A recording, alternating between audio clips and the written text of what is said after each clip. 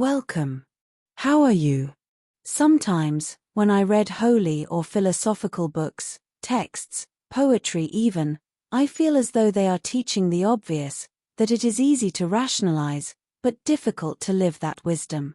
Then they give just the copy and paste actions as if they knew we could be. Well, sorry my dear folks, but I am talking about myself too. Dumb.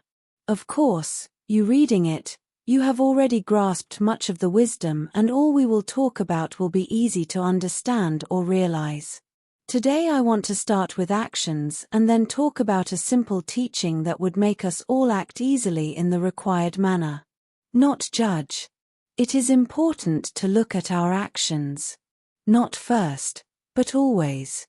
In the moment you feel as though you can judge others, for any reason, it is time to stop and observe, why am I judging this person? What can I learn from it? Maybe you will figure out you simply woke up unconscious and an angry attitude got you before you could realize. Now you can stop and go back to presence, to consciousness. Maybe you believe in a moral or ethical concept you must question. Even if you keep believing it, you can learn if this doesn't open space to work your love, charity, compassion, or simple humility to know you too commit mistakes and are not in a position to judge. Whatever it is, you can find the path to self-improvement and give, at least, good energy and hope for the best. A bit of a consequence of those moments of judgment, sometimes, when you want to advise people, correct them even not aware of yourself, you will not notice it is not time to share something you know. It is not time for the person knows better. You probably hear the best way to deal with a crazy person is being crazier. Jokes apart, sometimes the person is not ready to learn what you think they should. Now, intuition is key. When the conversation is not going where you think it should, be silent. Quiet yourself, understanding that when and if needed you will share what is important. In this moment you will be in the proper position to share, you will not need to yell at others. Rather, they will come after you to listen. So, don't throw wisdom, love, kindness, charity even when it is not the moment. Observe at those moments if you are acting just to feel better about yourself, to act as a hero or a wise person. Once again, analyze yourself, refine yourself. Willing. The true will always finds its path. Understand at once. If it was, with all physical limitations, we can act, work hard, and still get to a point to another. If even full of body, mental and emotional limitations we can meet our goals. Imagine what you can do when you use the perfect and limitless part of yourself. Can you understand it? It is not supernatural even though it is out of this world. It is part of this world too, but not limited to it.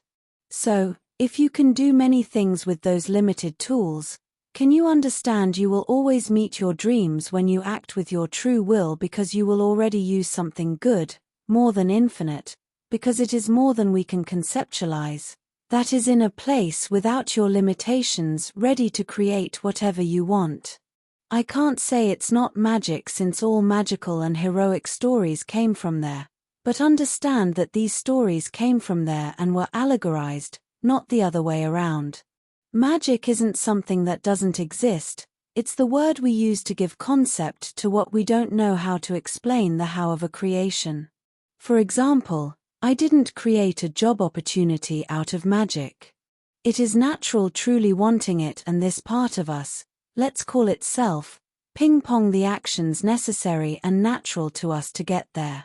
Even if you cannot connect the points of how because we have limitations. Be honest about your true will and everything you want will come to you. Action and reaction. Whatever you want in your life, do it for others. You don't need to wait for a reaction to your action. Actually, I discourage you from acting waiting for something back, because in reality, it will come from different paths. But every action you do must be weighed, since the reaction will be on your own life. Observe. At the beginning of this search, we may find those yelling they know a lot. They are great masters and gurus. Intuition plays a role here again, but when we start it may not be so strong, so you can use observation of what you find around those people, what results people's teachings bring. If it is good things, great. If it is not, well, move on. Sometimes people will use the best words, or words you want to hear, certainly won't call you and themselves dumb. I hope you have a good sense of humor reading this part.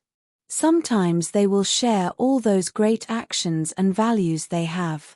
Observe more, pay attention, you will see it is not connected with real and good thoughts and emotions, even less spirituality and energy. Just remember to keep going with reason and intuition working together. Your strength will show how you are walking. I listened often while I worked in a job with traditional hours, that I was very resilient. I wouldn't dislike someone for their actions or words towards me. I wouldn't be worried about my boss's words, or sad, or stressed. The work was still going, but I knew enough to understand what I was living was teaching me about myself, and even when I felt as if I didn't deserve something, I would ask myself if I could forgive the person if I was the person, or if the person was someone I loved. The answer was always yes, and I would keep my day light and move forward in this aspect. I did have challenges, but it was about myself, about my choices, about the causes of the effects I was living and the effects I wanted to cause. Well, with those actions I read in mind, I wonder, what was all this about? What was that all based on? Could you guess? I would say you can give more names than I think, but the conclusion would be to live in total consciousness of mind and love in your emotional intelligence. If you live with love and awareness, all your actions are guided to be equal or even better than those actions. Don't you think? What do you think? And what texts, books, teachings make you confused? I hope this conversation brings something good for your life. Well, thank you for joining me on this journey of self-discovery and growth. If you resonated with what you heard today, I invite you to engage with our community by subscribing to the Initiates Path YouTube channel. Together, let's explore the depths of our potential and embrace the power of now. Remember, the journey begins with a single step. Let's take it together.